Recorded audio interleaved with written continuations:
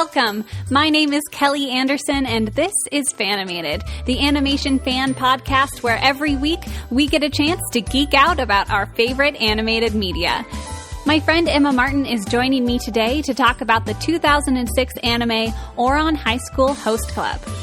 The story follows high school honor student Haruhi Fujioka as she adjusts to her new life at the prestigious Ouran Academy. There, she is enlisted into the host club, where she joins 6 other students as they pamper and sweet-talk the elite and wealthy girls of the school. Haruhi, coming from a more humble background, learns a thing or two about high society and ultimately changes her friends for the better. Based on the manga by Bisco Hattori, this show is the best mix of romance and comedy.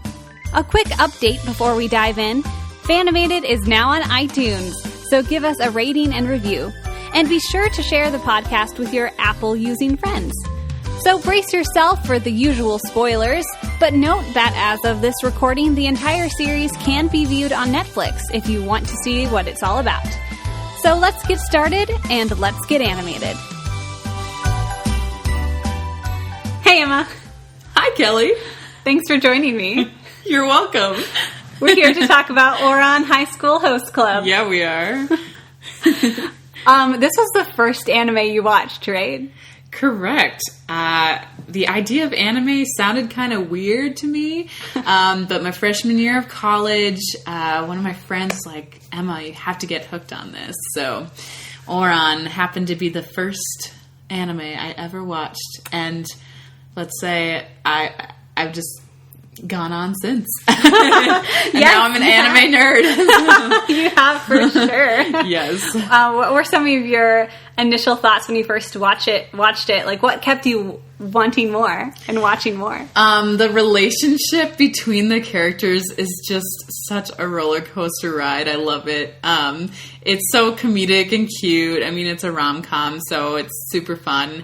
But really the personalities of the characters is what kept me going, because they're each so different, and just how they relate to Haruhi, the main character, is just, it's glorious. Yes. Oh my goodness. And it's funny to think that it all centers around just the fact that she broke this expensive vase or pot or whatever it is. Like that's the inciting incident that leads her down this crazy rabbit hole. Right. And by the end of the story, you're like, wait, how did we get here again? Where did this start? Yeah, I remember because you're the one who told me to watch this anime. I don't know if I'd heard of it even, but you're the one who set me on it, and then I watched it. And because rom-com isn't usually my genre, I want to go towards that fantasy, like action, adventure. Yeah, for sure. But this I really, really enjoyed, and I still do rewatching it. I'm just, just like you said, the characters are really what make it so lovely. The first episode is obviously one of the best, and like you said, there's the vase that she breaks, and how in like every single shot of the beginning there's an arrow pointing towards the vase, so you just know what's going to happen. It's just like, well, something's going to happen with that vase. Right. They always have those arrows in the background being like, pay attention to this is going to come up. And then the other part that I really love about the first episode is just that not all of the characters realize she's a girl. They all realize that Haruhi is a girl at different moments and because of different things. And so every time one of the guys of the host club realizes she's a girl, like a light bulb goes on. And it's the funniest visual ever. It's so wonderful. And of course, Kyoya, who's, very intelligent and keen, he realizes it really soon. Yeah, doesn't she just walk in the room and say, like, a phrase, and then he's like, I know that she's a girl. Yeah, it's like really it's soon. Very fast. It's very fast after she accidentally walks into music room, what is it, music room 3? 3. Oh, dear. And then, of course, Tamaki doesn't get it until she has to wear a dress at the end of the episode. And then he finally understands. He's quite clueless. Very clueless.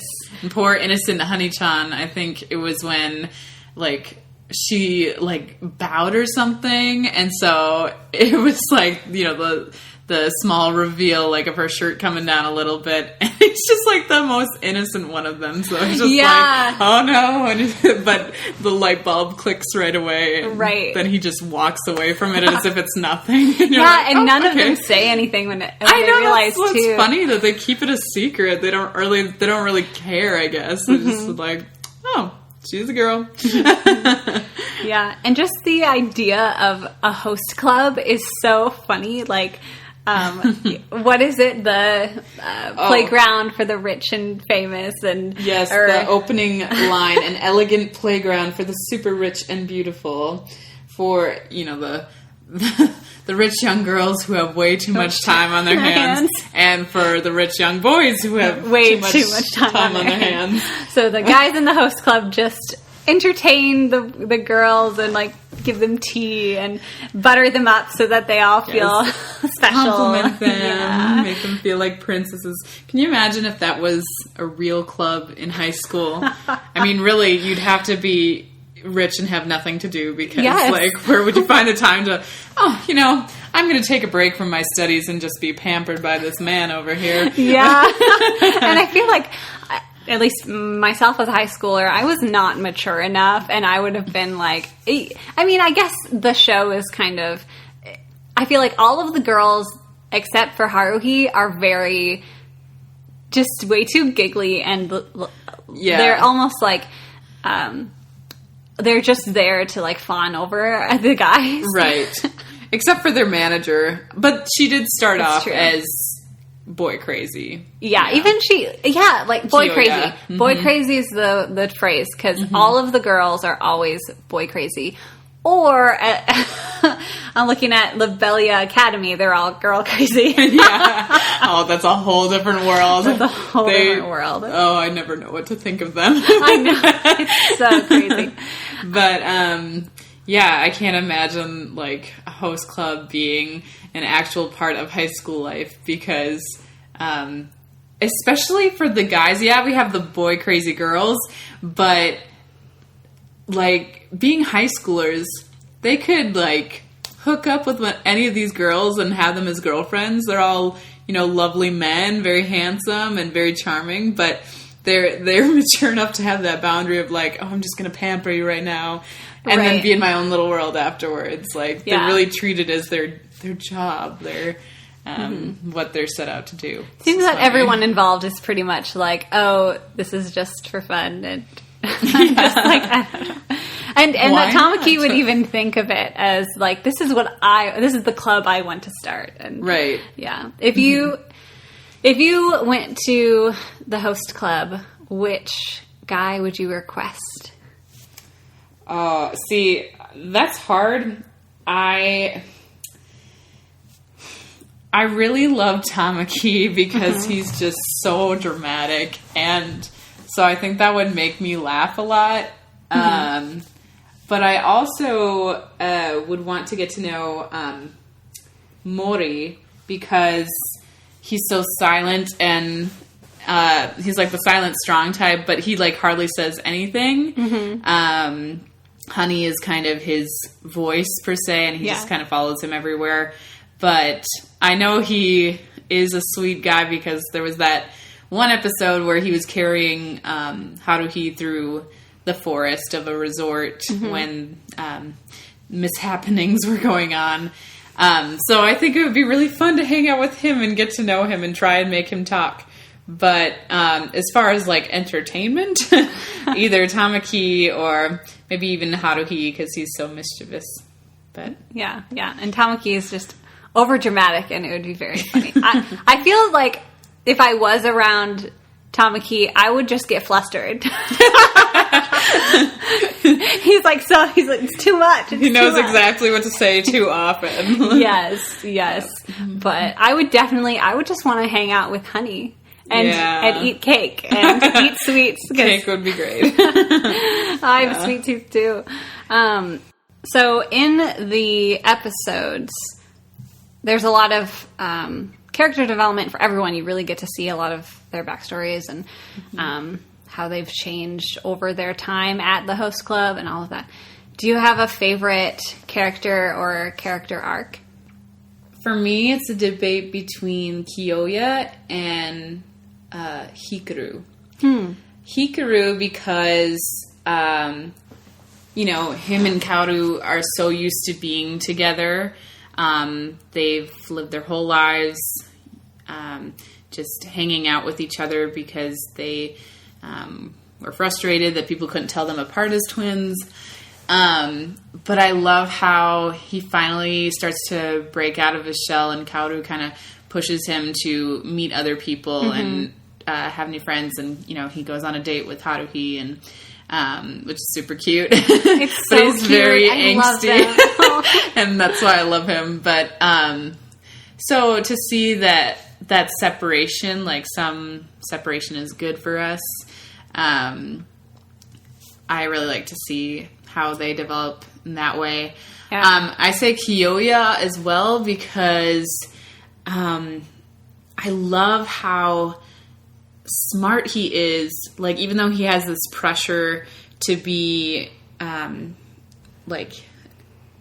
good or even better than his brothers before him in the family business, by the end of the series, he surprises his father by buying out his company, and he's only a high schooler, and just the tactics that he used to get there, it just kind of blows your mind, and you're like, well, yeah, he did a little bit more than his brothers did, and he outsmarted his own father. That's really incredible to watch too. So definitely, there's so many arcs. I know, it's wonderful.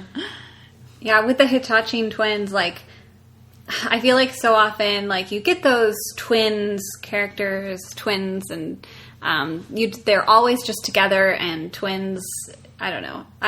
I just think about, especially Fred and George Weasley, because, both the Hitachi twins and the Weasleys are redheads, and they're very goofy, and they like to pull pranks and, all of that. And I feel like Ouran High School Host Club does better with the twins, actually, I think, than Harry Potter, because I feel like in this show we get Hikaru and Kaoru have different personalities. And they don't always show it all the time, but and you can tell that Hikaru is a little less mature at this point, and he'll get there, but that they're able to still show the differences with them, instead of just they're always together all the time.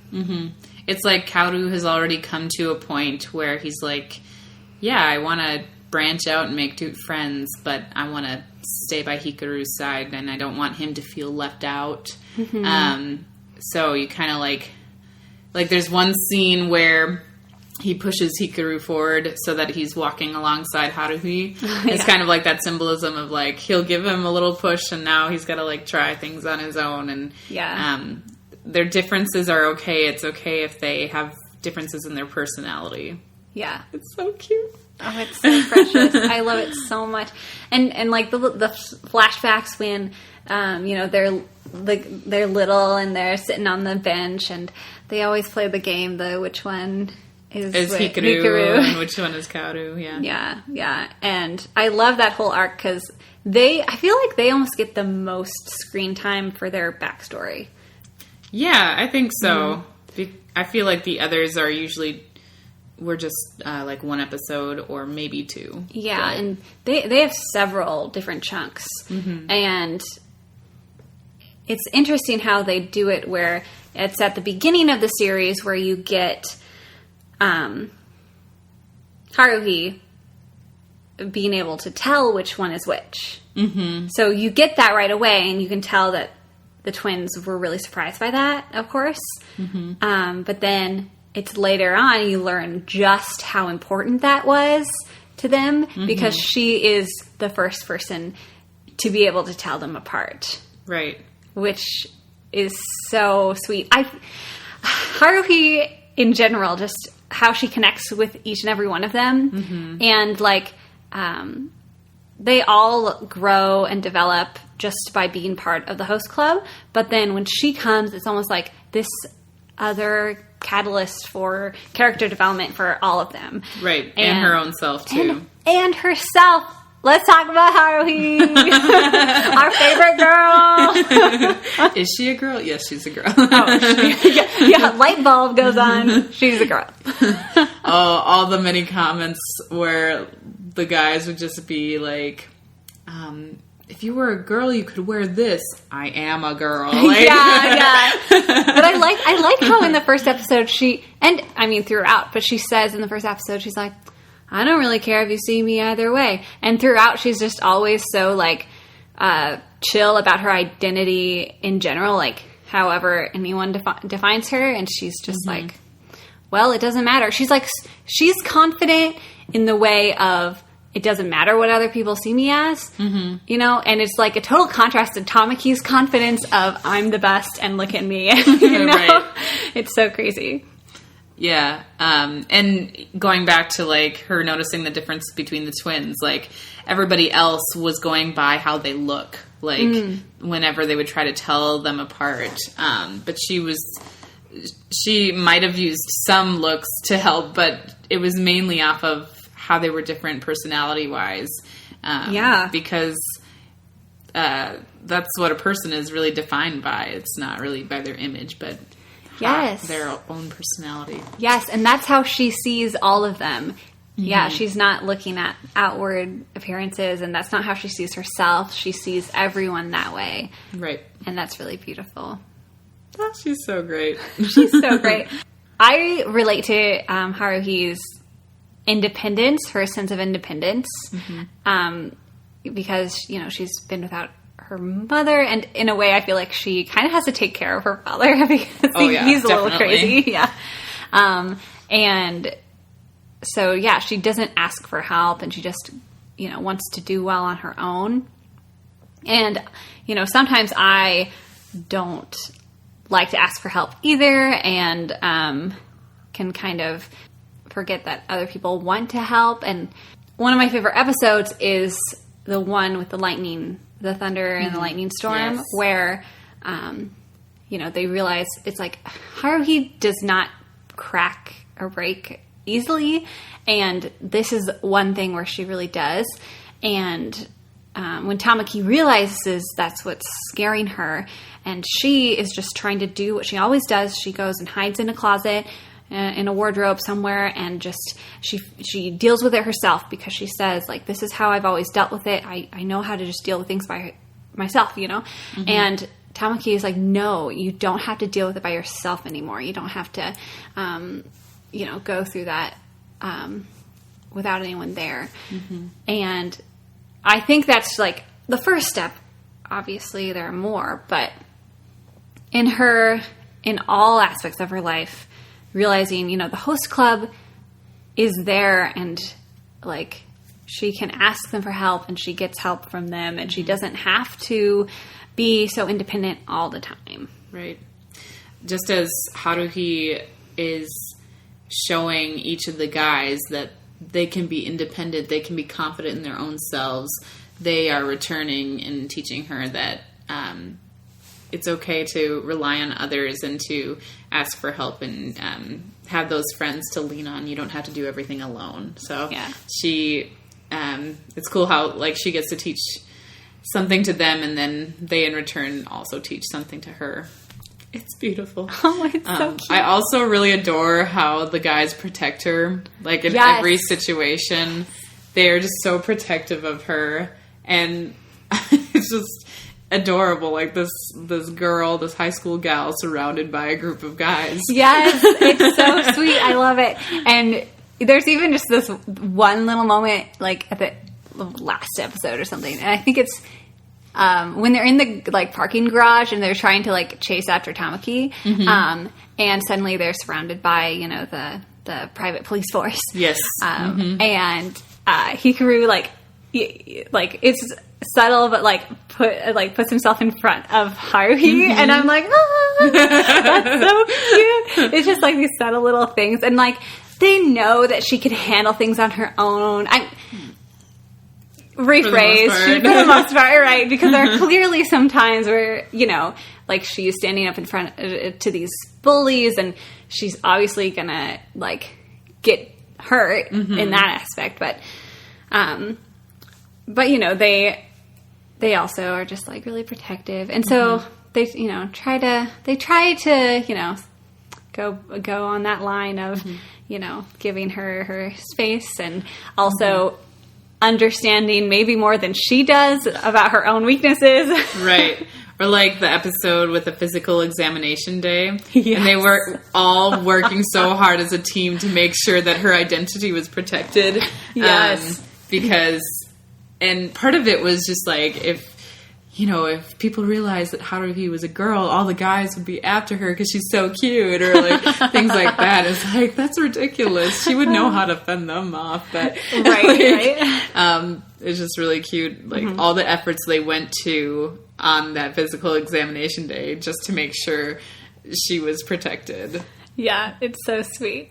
And then at the end, it's like, saves the day, everything's great. And then Haruhi's just like, can you all leave? I need to do my examination. Go away. Oh, dear. I love how Tamaki and the twins are always kind of fighting over her. Yes. More Hikaru than Kaoru. Yeah. I think Kaoru is just helping. Right. Hikaru. I mean, gotta have both together, right? Yes, exactly. So who would you ship more? Excellent question. When I first watched it, I was a big Hikaru and Haruhi fan. Just because I love Hikaru's development. Mm-hmm. But I do think it's just Tamaki and Haruhi are so wonderful for each other. And Hikaru has a road ahead of him still. And they all do. But Hikaru, I think, is on the path towards, like, he'll find someone, and maybe Haruhi was kind of the first step in, getting out from his selfishness and looking at that. And I think Hikaru is okay with that and okay with, like, Tamaki and her together.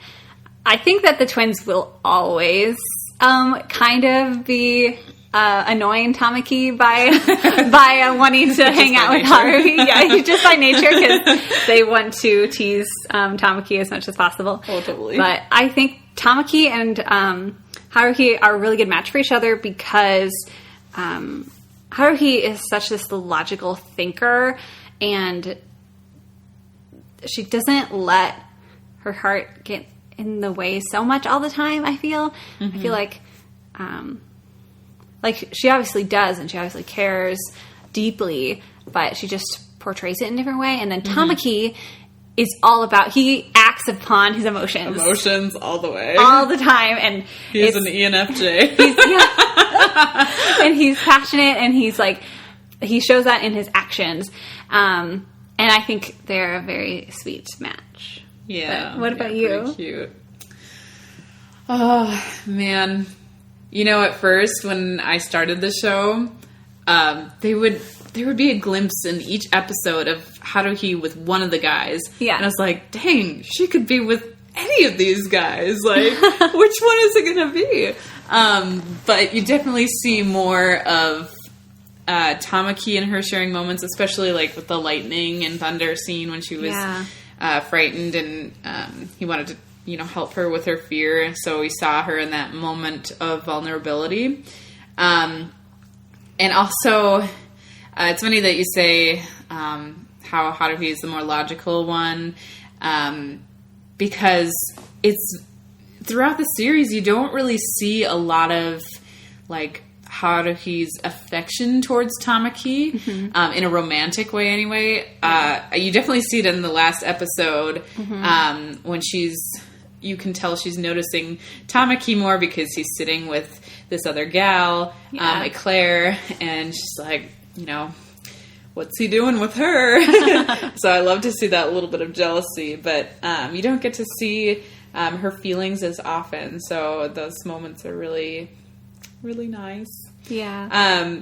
But what kind of sold the Tamaki Haruhi is how Haruhi's dad treats Tamaki, because out of all the guys in their group, he gives Tamaki the most crap. It's true. It's just like he knows, like, Yeah. this is the guy who likes my daughter. Like, even though Tamaki is just being a gentleman and trying to do his best and impress the dad, Yeah, I like, know, that he you can tries so totally hard. tell how he's trying to impress him so much. But the moment that her dad meets all of them, like, right from the beginning, like, he's just throwing crap left and right at Tamaki.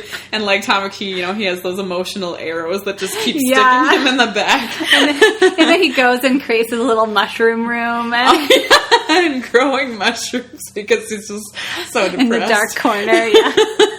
Because he's so sad. And that just shows you how much he wants to please her. Or, like, please him as her father. Yeah. Which is super cute. So cute. Though, man, her and Hikaru was really cute when they went on a date. Yeah. Because Hikaru is just so angsty. And you're like, oh, come on, break out of your shell. And Haruhi helps him do that. And you're like, wow, that's really cute. Yeah. But Yeah. I love that.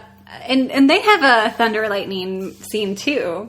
yes, Where that's right. she's at a chapel of some sort, hiding. And I love that because that episode for his development, of course, because, you know, he's just, like, thinking of himself, and it's like, it's fine. And then as soon as he, you know, they call him, and like, you know, Haruhi's afraid of, you know, lightning and thunder. She's not going to be able to move. Like, you have to find her.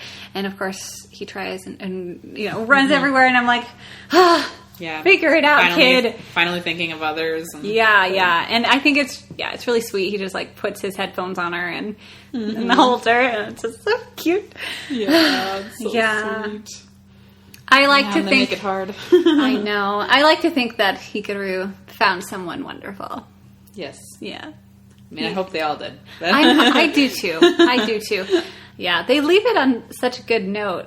I just like how at the end it's like everything's good, and then of course Tamaki's dad and Kyoya's dad are both like, that honors student, I think she will be great for my son. And then they're like, she'll make a great wife. And it's like, oh my gosh, the business deal's already. yeah, they're so crazy. They're like, oh, I guess we'll have to fight over her. And Yeah, but I still wish. I mean, I would hope that eventually, you know, Tamaki's grandmother would either lighten up or just go away, so that Tamaki can see his mom again. yeah, I think that's really sad. it was really sad. It's interesting how you find out Tamaki's backstory last at the very end. Yeah. But yeah, to be taken away from your mother for the majority of your life, I can't imagine. And knowing that she's still out there, and it's not like she like died when he was young or anything. Right. Like she's still alive.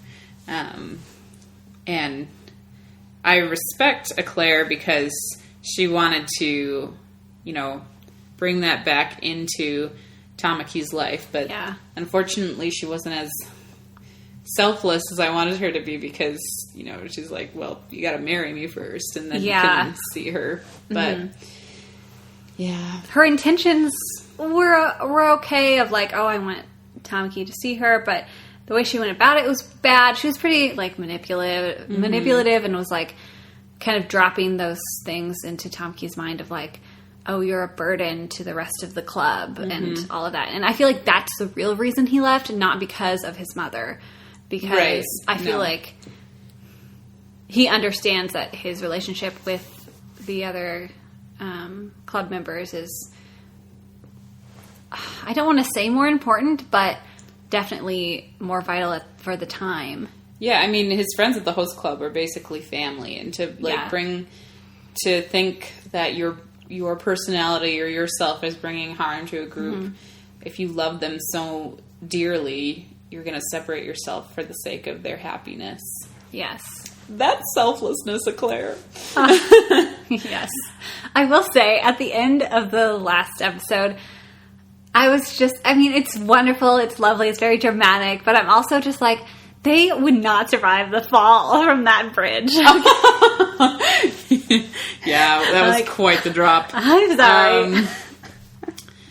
You know, I wasn't sure how I felt about the episode ending with the parents' discussion.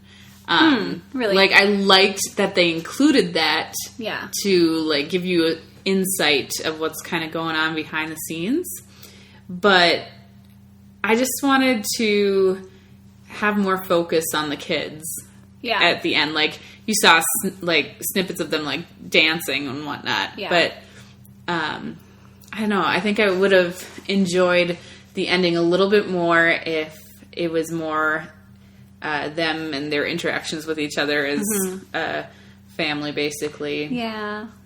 And, gosh, the anime that robs us of a kiss. That's the worst. I was just about to say, it's like, at least give us one kiss. I've watched a couple rom-coms where they finally get a couple together at the end, but there's never a kiss, and you're like, oh gosh, it just like it makes you feel like you're missing something. Like, yes, it's like the seal the deal moment. We've waited, we've gone through this ride with you. Now give us a reward, please. We're waiting. This is the feelings this whole time, and now they're finally out in the open. All right, the anticipation. That's all we want. There's actually a meme out there that has the picture of Tamaki and Haruhi, like holding each other when they're falling off the bridge. Oh, yeah. And it's like, dang it, Tamaki, kiss her already. Because they're like holding each other as they're falling. Just like, dang it. And it's like, wow, that is exactly how I feel. Yes. Oh, Tamaki. Oh, how far he has gone from realizing she's a girl and turning so red. And so, that's one of my favorite parts is when he realizes, and then he just turns, his head is basically a tomato. It's He's so red. And then, and then at the end, and he's like carrying her out of the water, and it's so sweet. I do appreciate the realization, like, he constantly is like calling himself her father figure, like, and calling Haruhi his daughter, and it's just kind of like a weird choice of words, but at the end when he realizes, like, okay, well, I know I'm not her father, but why do I feel this way? Why do I feel like I have to, protect her, and I care for her so much? And the rest of the guys are like, you're so dumb. Like, obviously you like her. Like, figure it out already. Oh my goodness. But it's very sweet how innocent he can be sometimes. Yeah. And yet mature at others. So, like, what? Right. Yeah, Tamaki is contradictory all the time. He's so great, and like, he can be innocent and maybe not know all that's going on all the time. And I love that Kyoya is, like, his best friend. Because, I know, I love that bromance. It's great. And I love their origin story of Kyoya. It's almost like a challenge for Kyoya. Like, I am going to, give him the best time and, like, the best vacation and all these things. And then he finally cracks and is like, this is the real thing that's going on. And Tamaki is still just like, great, and we're friends, and let's go. Yeah. And Kyoya, being, obviously more keen and more aware and more intelligent in a lot of ways, and how he is really patient with Tamaki for the most part, besides that, that one outburst, or, but that Kyoya lets Tamaki be Tamaki and doesn't get frustrated with his antics and with the theater of Tamaki's mind. It's like the best side notes of that whole show. Yes. I love how this show just tells the story in that way of, like, the theater of Tamaki's mind, all of his flashbacks and fantasies and what he is imagining, and with all of the, like, they'll have the words of what's going on, like labels of things. What would that be called? What they're actually thinking. Right. The subtext. Yes. They lay out the subtext. I mean, this show is as clear as it gets. Yeah. They're very much like, you're going to... If anything, you're going to come away from this show understanding what's going on. Yes. And it's... there's just a lot of humor that is able to come out of that and that form of storytelling. And now I'm really wishing I have read the manga so that I could compare, and I wonder if that's like a similar trait of that or not. Or like with the breaking of the fourth wall that they also do. Like, you can't do that. This is a rom-com anime. Like, I wonder if that is also in the manga. I don't know. I love anime, but I just don't get into manga as much. Maybe it's just not used to the way of reading it, because it is a lot like, you know, you got to follow the words because they're all over the place. But I don't know. I just like to watch animation. So exactly. That's why we're here. That's what we love. That's part of the joy. So. I know, and I love. Yeah, I guess similarly, I just haven't had enough practice reading manga and comics that it's not the natural thing for me to pick up. It's just. Maybe anime will be my gateway to reading more manga. I read a little bit, but not a lot. I think I would be more inclined to read manga if, let's say, they only produce so much of the anime, but there's more to the story in the manga. Like, I know, like. An anime I watched was Fruits Basket. I was just about to say that's exactly the manga that beautiful anime. I love that show. But it ends at a point that doesn't finish the story. No. So it's like, oh, I need to know what happens. Yeah. Because I don't think they're ever going to come back with more of that. Because that's an older one. That's an older one. Yeah. That's got to be older than Ouran. Because I was surprised that Ouran's only like 2006. I thought it was earlier 2000s, but... No. Yeah. I think Fruits Basket... 2006 is still a while. I know. Yeah. Oh my gosh. We're old. Like 12 years ago.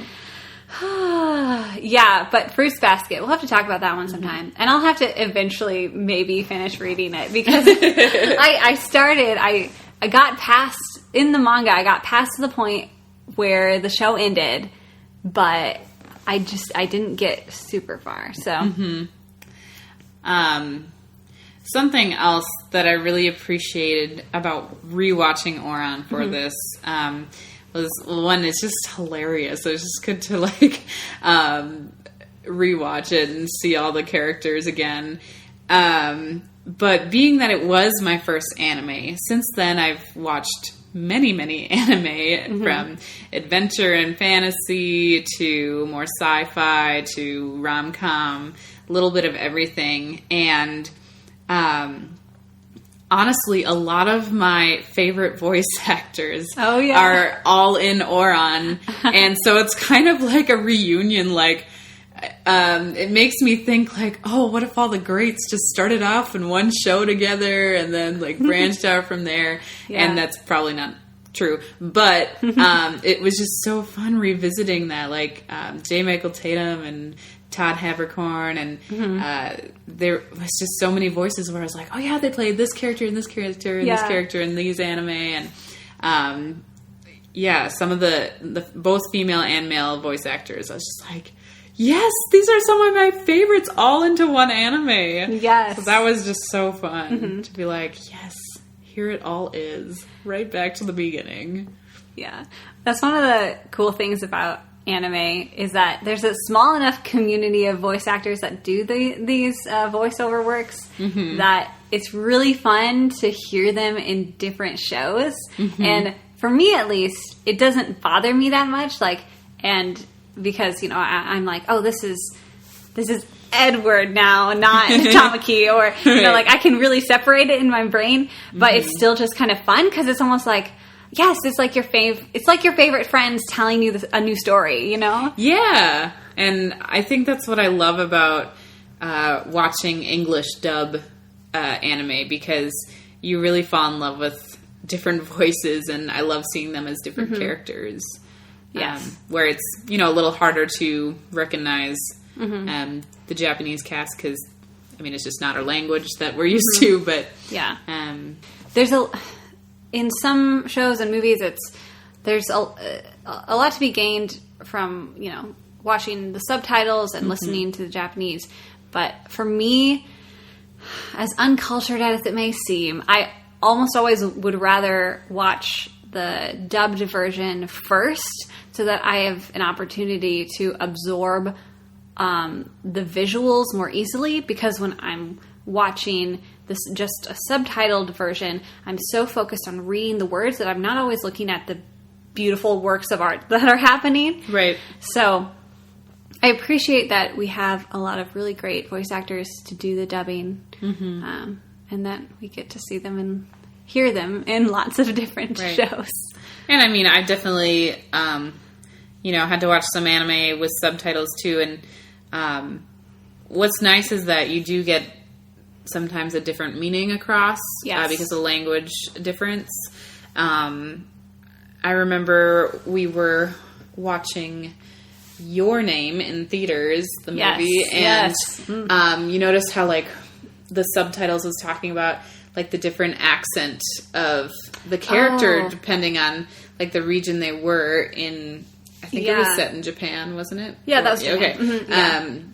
So I just find it interesting how like with the subtitles you can read how it's really interpreted. Right. Because obviously they have to change some words around in order to fit with the way the mouths are moving. Exactly. Or to make sense. So that's interesting to see too. For us. Yeah, because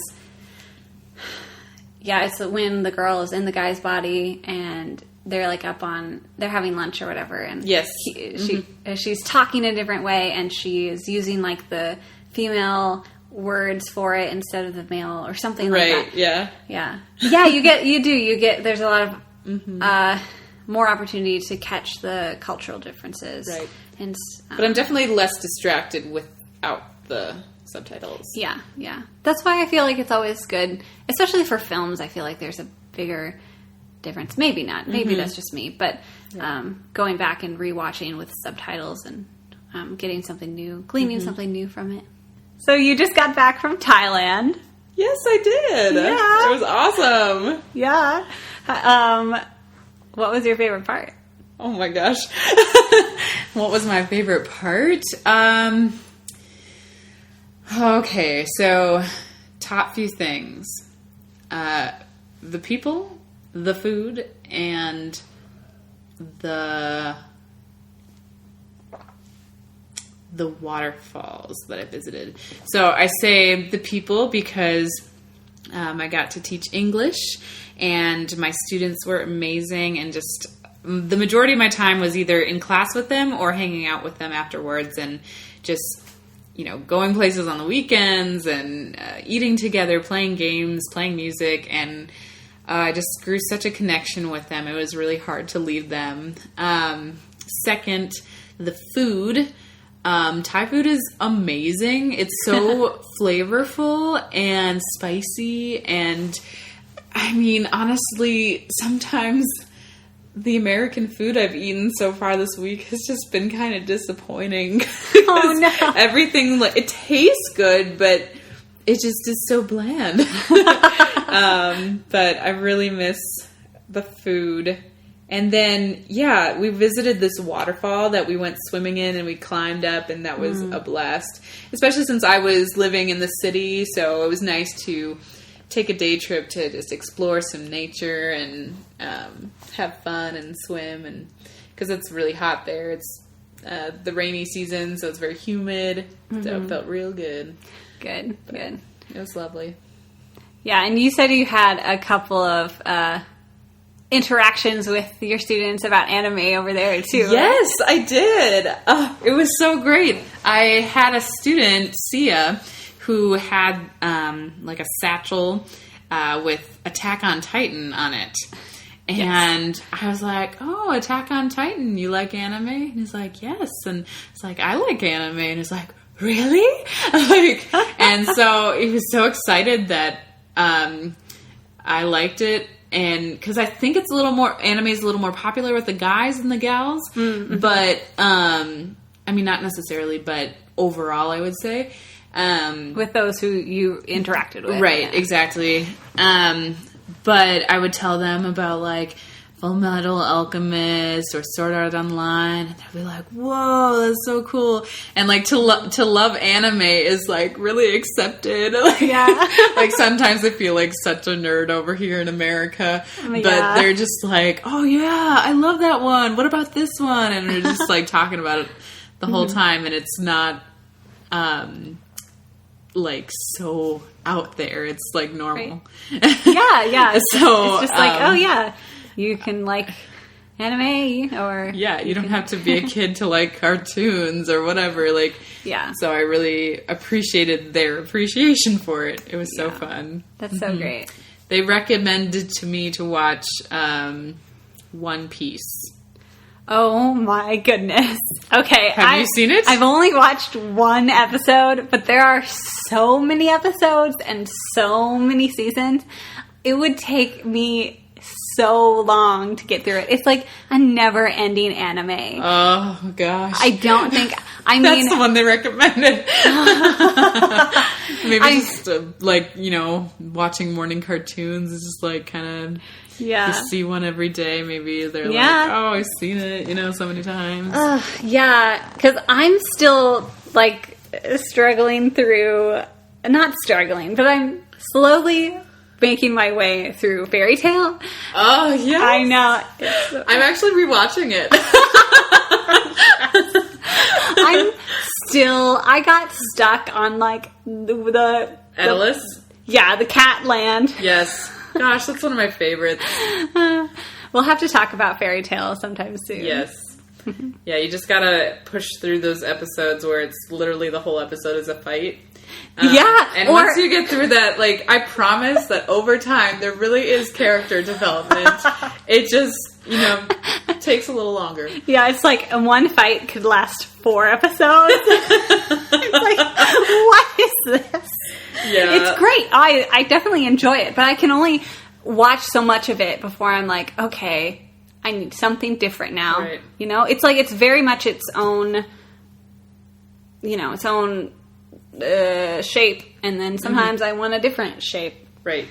And I can only handle so much of one shape at a time. Well, I hope that one day you'll come back to it. Oh, I will, because we're going to talk about it.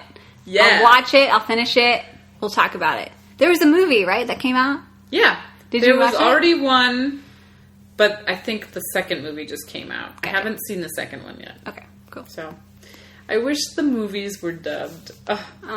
They just have the Japanese cast, and I've been watching it with the English dub cast since I started, so it's kind of like I'm attached to those voices, to the characters. It's hard to watch otherwise, but... Is there anything new you've been watching? Anything new? Well, I tried a couple episodes of... called Aico, AICO. Yes, that's on Netflix. Yes. I think I'm like halfway through, but I stopped. I started watching it during our summer vacation. Okay. That was like the thing I did during summer vacation. I've watched 2 episodes and I haven't gone back. I think it's an interesting concept, but sometimes you're just in the mood for specific anime. For sure. Yeah. And right now it's not set in stone with me. Yeah. Also, I just feel like, maybe I just need to watch more of it, but I feel like it's a story I've kind of heard before. Yeah. That kind of dystopian unleash of this beast or scientific thing. And same thing with, what was the other one I watched? It's like Kuroburo or something like that. It's kind of a... multiple planets and different invasions, battles between planets, cool. And involves lots of robots. Yeah, and always giant robots.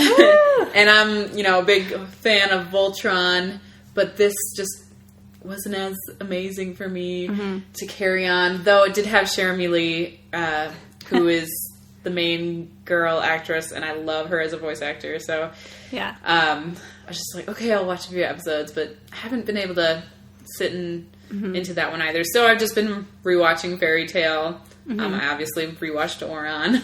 Yes. And that was lovely. Yeah. But yeah. I kind of like revisiting the old stuff because I know that it's good. It's like, Yeah. And like Fairy Tail and Ouran too are both animes that satisfy me because they make me laugh each time. Especially Ouran. Yes. I know that every time I watch an episode of Ouran, I'm going to laugh and have a good time. And it's like, I'll be happy at the end. Ouran is like one of the things I'll watch when I'm sick or I'm just sad or I just like need something happy. Right. Ouran is there. Or like if you want to turn on the TV and you really just don't want to make the effort to make a decision. Like it's an easy one to just click and be like, yeah, this is satisfactory. This is more than satisfactory. Yeah, like you always know you're not gonna regret putting that on. Right. So it's always there. Thank you, Ouran. Now I just want to make like a tea shop in the cities that's like mimicked after a cosplay shop or a host club. That'd be so funny. That'd be hilarious. I don't think I could have the effort to. That would be a lot be that nice to people all the time. Well, we all know how customer service is, especially in the Midwest. Oh, so many passive-aggressive people. So, is there anything else you wanted to touch on with Ouran High School Host Club? Well, if you haven't watched it, you should, because it's great. Yes, it is. It's wonderful. But, yeah, I mean, I feel like I could talk about it for a while, but those are the main points that I wanted to go for, so.